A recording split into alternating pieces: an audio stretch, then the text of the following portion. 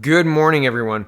I went to the Bernier rally last night and I saw Maxime Bernier deliver this speech. It was well done. I enjoyed it. I'm glad I was in the room for it. It was an important speech. This policy, I will be surprised if the other political parties don't respond to this. If they don't respond to this, I don't know what they're thinking, because I think these policies are very, very strong.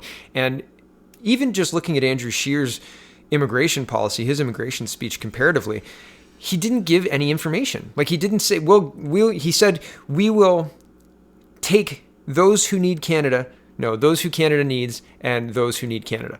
That's what he said. And he didn't give a number.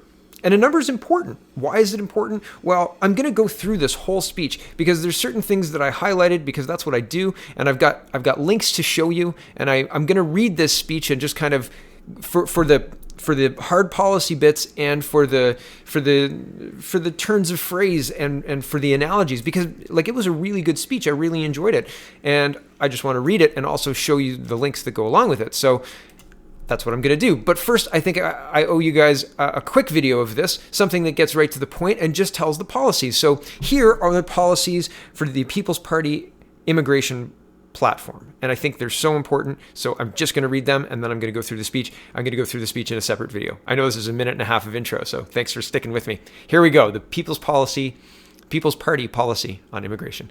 Given all of these considerations that I'll tell you about in a minute, and principles, here are the policies that the People's Party of Canada proposes to implement if it forms the next government. First, immigration levels. Canadian society cannot successfully integrate 350,000 immigrants and refugees every year, as the Liberals and probably also the Conservatives are planning to do.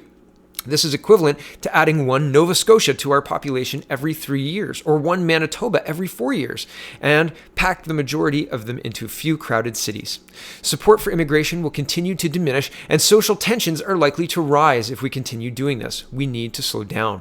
A People's Party government will substantially lower the total number of immigrants and refugees we accept every year from 350,000 to between 100 and 150,000, depending on economic and other circumstances. So the ceiling is 150,000. Second, multiculturalism.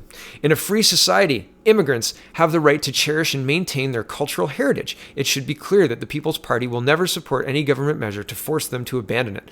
But that doesn't mean we have any obligation to help them preserve it either, with government programs and taxpayer money. When they decide to move from their country of origin to this one, immigrants must be willing to leave some of their life behind and be prepared to become full members of their new country.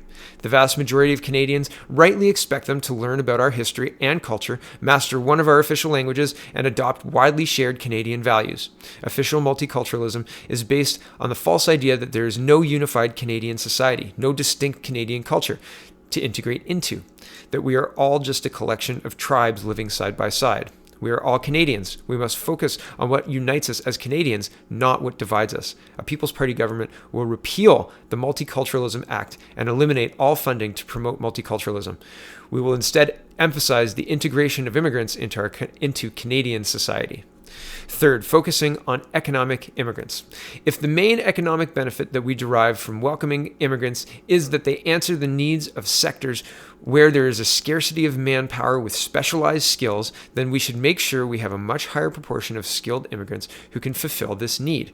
It is irresponsible to have only 26% of all immigrants and refugees in this category. If we reduce the total number of immigrants but double that proportion to 50%, there will be no reduction in the absolute number of economic immigrants compared with previous years. A People's Party government will reform the point system and the various programs to ensure that our immigrant policy is focused on accepting a large proportion of economic immigrants with the right skills. We will accept fewer resettled refugees and will considerably limit the number of immigrants accepted under the Family Reunification Program, including abolishing the program for parents and grandparents. And we will change the law to make birth tourism illegal. Canada is not a shopping center where any foreigner expecting a child can come and buy citizenship or future education and employment opportunities for their children without following the proper immigration channels. Fourth, selecting immigrants who share our values. The safety and cohesion of our society depends on citizens accepting the basic Canadian values and societal norms I mentioned earlier. A People's Party government will ensure that every person hoping to immigrate to Canada undergoes a face-to-face interview and answers a series of specific questions to assess the extent to which they align with the values and societal norms. We will increase resources for CSIS, the RCMP, and Canadian Immigration and Citizenship to do these interviews, and through a background checks on all classes of immigrants. With fewer immigrants to process, there will be more resources available to achieve this. So more money for the processing and movement of these people to get them through queues faster, and fewer immigrants to process should help. Back to the article. Finally, on the issue of refugees, a People's Party government will take every measure necessary in partnership with our American neighbors to stop the flow of illegal migrants at the border. We will declare the whole border an official port of entry and send back to the U.S. anyone trying to enter illegally. Instead of making it easier to enter Canada and helping these illegal refugees, as the Liberal government has done, we will make it more difficult by fencing off the areas where it takes place, such as Roxham Road in Quebec. For resettled refugees, in addition to accepting a smaller number, we will rely on private sponsorships instead of having the government pay for all the costs of resettling these refugees in Canada. We will stop our reliance on the United Nations for refugee selection, and we will give priority to refugees belonging to persecuted groups who have nowhere to go in neighboring countries. For example, Christians, Yazidis, and members of other minority religions in majority Muslim countries, members of the Ahmadi community, and other Muslims in these countries who are persecuted because they reject political Islam and adhere to Western values, and members of sexual minorities. And finally, we will take Canada out of the United Nations Global Compact for Migration. Our immigration laws will be made in Canada for the interests of Canadians. Conclusion. This has been a long speech, so my conclusion will be brief. The primary aim of Canada's immigration policy should be to economically benefit Canadians and Canada as a whole. It should not aim to forcibly change the cultural character and social fabric of Canada, as radical proponents of multiculturalism want. Canada has its own distinct identity, worth preserving among the nations of the world. It should not put excessive financial burden on the shoulders of Canadians in the pursuit of humanitarian goals. Canadians are generous, but it is not our responsibility to solve the world's problems.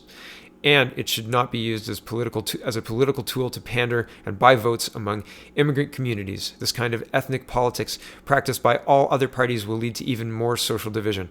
We are all Canadians. The People's Party will unite Canadians with an immigration policy designed to benefit all of us.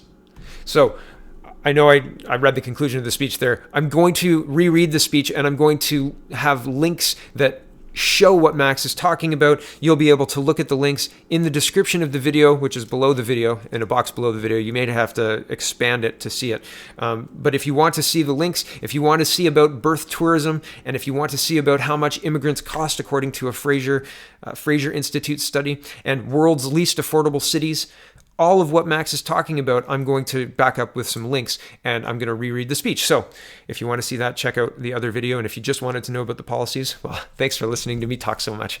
Thanks for watching, everybody. Check out the People's Party of Canada.ca. And man, this policy makes me excited. It really does, because it makes sense and it puts Canada and Canadians first. We have to fix our problems here before we can pretend to the world we can solve all of theirs. Really. And pretending that just a little bit more tax dollars will do it, just a little bit more, right? If we just give a little bit more, maybe we can fix the problems of the rest of the world. While we have homeless, while we have drug crisis, while we have people breaking the law and not facing the consequences of that because they skip town, or they get on a plane, or they walk away from their mental health institution and get on a plane. Things are going in the wrong direction in Canada, and the people in charge are ignoring it and calling people who call them out names on Twitter, on Facebook, in person.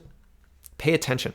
What's happening is very important, very important. And this speech was very important too. I say again, thanks for watching, everybody. Check out the People's Party of Canada.ca and have a wonderful, wonderful day.